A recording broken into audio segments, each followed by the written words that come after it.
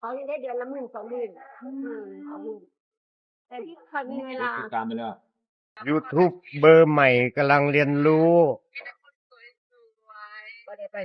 จากผู้มีประสบการณ์สูงภูเก็ต เลี้ยงมัน อันที่ ตาม เป็นแล้วเป็นบ้าน ของเมียสองอย่างมันหลงนี่มาเอาออกเส้นมือกันเลย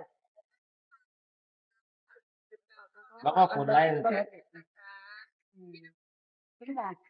เพื่อเขาเห็นภาพนะถ้าถ่ายภาพมาปุ๊บเขาจะโพสต์เลยหรอเขาจะพูดว่าต้องนี้ต้องไหนต้องนี้ต้องใส่ในยูทูบตาของนี่ยูทู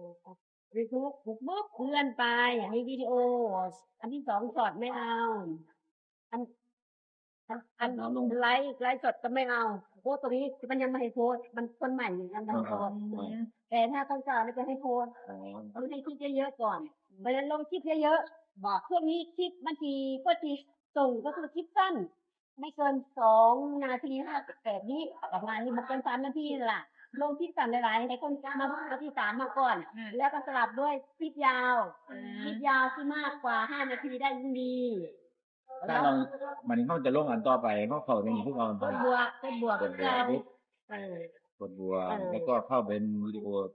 ที่เรามีมาก่อนหรือยังที่มาก่อนหรือยังมึงตัดใช่ไหมนี่ครับมีกิจกรรมตรงนี้เลยมาถามวิดีโอที่มีไหนวิดีโอที่มีเราเข้าย้อนที่กินได้หลายมันก็ได้หลายแล้วนะพี่เห็นมา2 ปีพี่เปิดช่องมา12 ปีแต่หาเงินมาดูใน2 ปีตอนเราเสร็จอันนี้เสร็จปุ๊บแล้วก็ไหนมาเป็นนี่ก็สาธารณ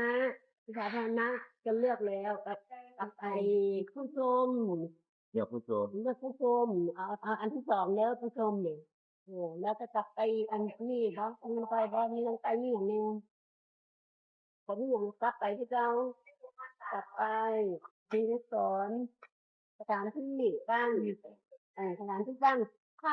คุณชื่อตำบลได้ก็ชื่อตำบล